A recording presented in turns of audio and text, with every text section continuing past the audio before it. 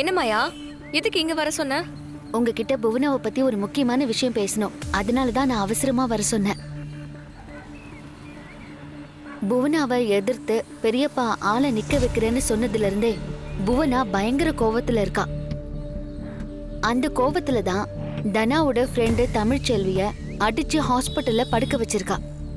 நம்ம வீட்டு முன்னாடி பாம்பு வெடிச்சுது. பெரியம்மா நாமினேஷன் பண்ண போறாங்கன்னு தெரிஞ்சு அதை தடுக்க நம்ம தனாவைய கடத்தி கொல்ல பார்த்தா. ஏற்கனவே இவ்வளவு வேலை பார்த்தவ அத்தை நாமினேஷன் பண்ணதுனால அவ இன்னும் கோவமாயிட்டா. அதனால எலெக்ஷன் ஒழுங்கா நடக்கக்கூடாதுன்னு கண்டிப்பா ஏதாவது ஒரு வேலை பண்ணிக்கிட்டே இருப்பா.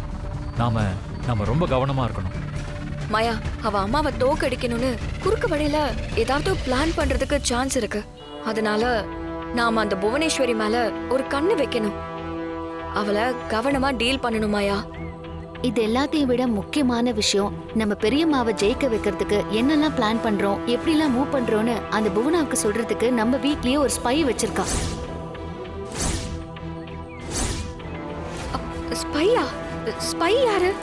எப்படியாவது தகவலை வாங்க என்ன வேணாலும் பண்ணுவான்னு சொல்ல வந்தேன். அம்மாவை நாமினேஷன் செய்ய விடக்கூடாதுன்னு என்ன கொல்றதுக்கே ட்ரை பண்ணவா அவ. எலெக்ஷன்ல ஜெயிக்கிறதுக்காக அவ அம்மாவுக்கு ஏதாவது ஆபத்து ஏற்படுத்த கூட சான்ஸ் இருக்கு. ஆமா, கண்டிப்பா அதை செய்வா. நம்ம மாமா கிட்ட சொல்லாம அத்தைக்கு பாதுகாப்பா நம்ம 4 பேர்ல ஒருத்தர் எப்பவும் அத்தை கூடவே இருக்கணும். அவங்களுக்கு எந்த ஆபத்தும் வராம பாத்துக்க வேண்டியது நம்ம கடமை. தனா சொன்ன மாதிரி அவ அத்தையை தோக்கடிக்க நிறைய குறுக்கு வழியில இறங்குவான்.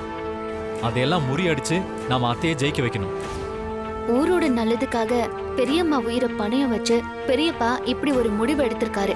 கண்டிப்பா பெரியம்மாவை ஜெயிக்க வைக்கணும். அப்பதான் பெரியப்பா ஜெயிச்ச மாதிரி இருக்கும்.